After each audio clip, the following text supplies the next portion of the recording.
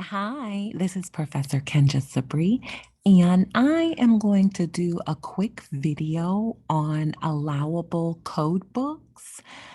There's a few differences that I think people need to be aware of.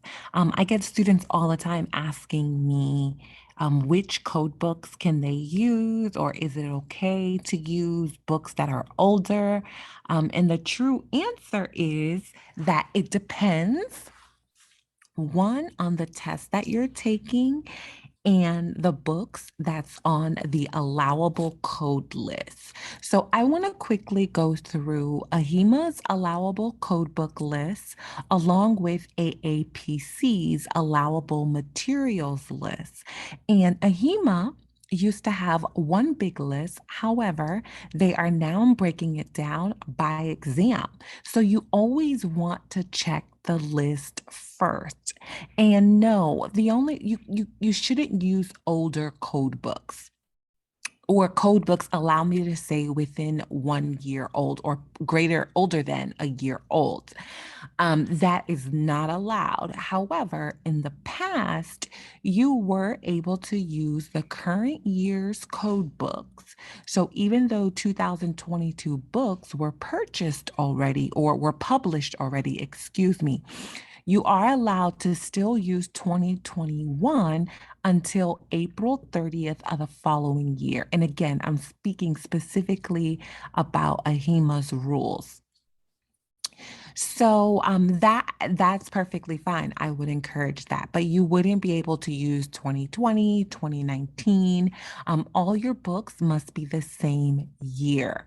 Okay, so allow me to share my screen so we can look at this further. Let's start with AHIMA. So as I mentioned to you, they are now breaking it down by tests. So you can see the allowable code books effective May 1st, 2021 for the CCS exam. Okay. So as you can see here, all candidates are required to bring the following 3 code books to the testing center. So that's going to be your CM, your PCS, and your CPT.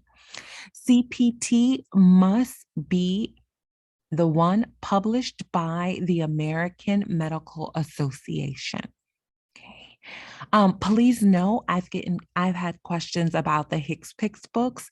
That's not one of the required textbooks. So you don't have to bring a HCPCS book with you. So for 2021, as you can see, they're stating 2021 books, but AHIMA is a little bit more specific in terms of publisher.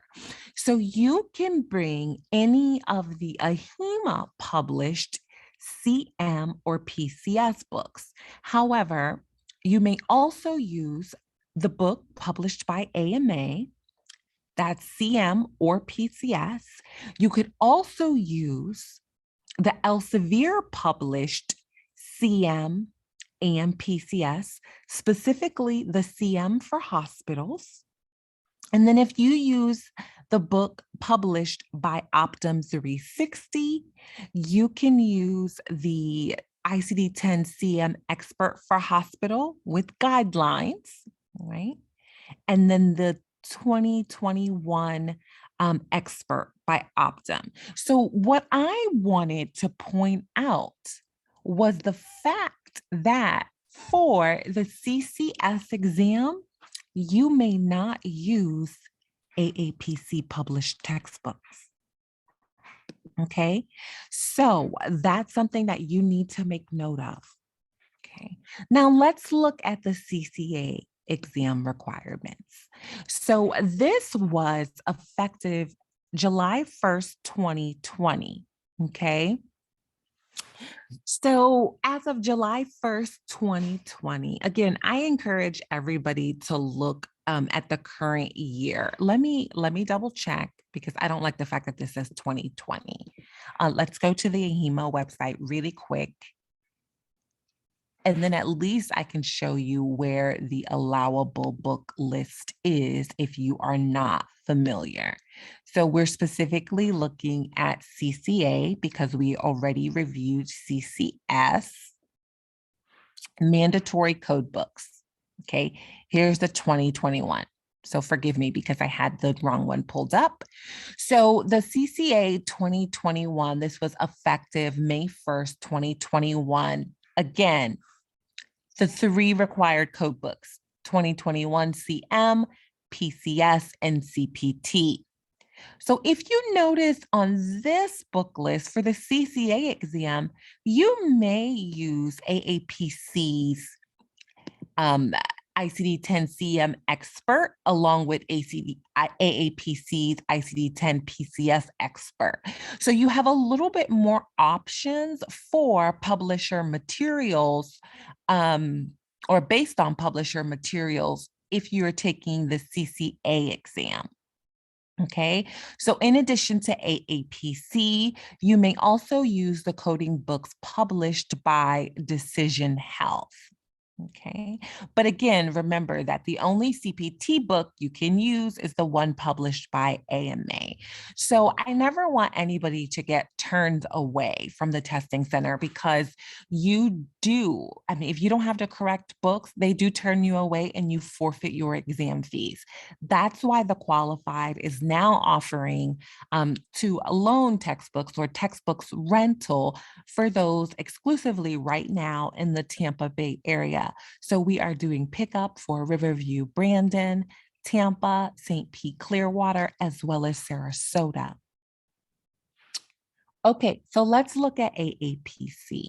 So when we look at AAPC, their list is called the Allowed Reference Material, and it's based on tests. But it's nice that they have one long list, one long document.